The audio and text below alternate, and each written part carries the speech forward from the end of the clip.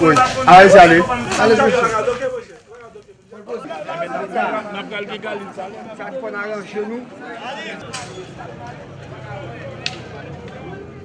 Nous sommes dans l'après-midi du lundi 12 septembre où tout a commencé suite à l'annonce des nouveaux prix des produits pétroliers fixés par le gouvernement.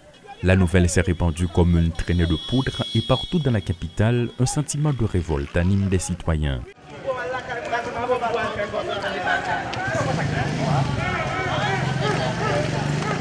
Certains choisissent de garder le silence et bien d'autres choisissent de s'exprimer. En moins de 2 heures, la circulation était bloquée. Des barricades étaient érigées partout et des protestataires n'ont pas lésiné sur les moyens pour faire passer leurs revendications. Même des piétons ne peuvent pas circuler, voire des motocyclettes.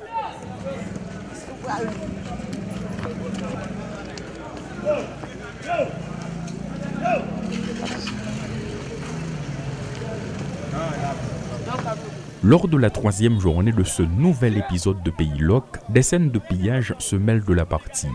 Des entreprises pillées et incendiées, des pare-brises de véhicules cassés, bref, la vie nationale est bouleversée. Plus rien ne fonctionne, pas de couloir humanitaire. Les hors-la-loi font la loi. Le pays est abandonné à son sort.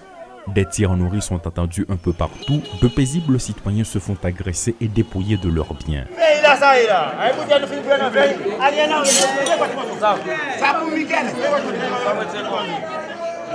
À la fin de la semaine, des démonstrations violentes ne sont pas les seuls soucis des citoyens. L'eau, le gaz propane, le riz, le pain sont devenus des denrées rares, annonçant ainsi une véritable crise humanitaire.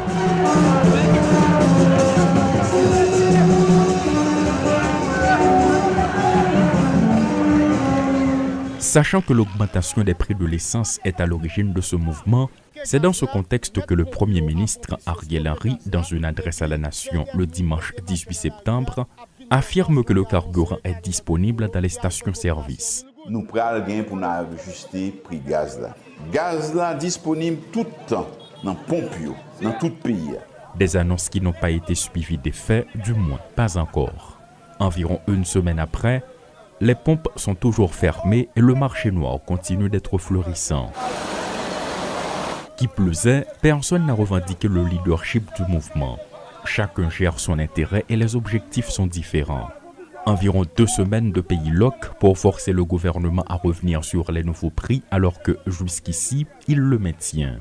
C'est pas les revendications nous bon ici là, nous va jamais nous bloquer. Mais ça fait mal et ça fait nous bloquer. Bon ici là.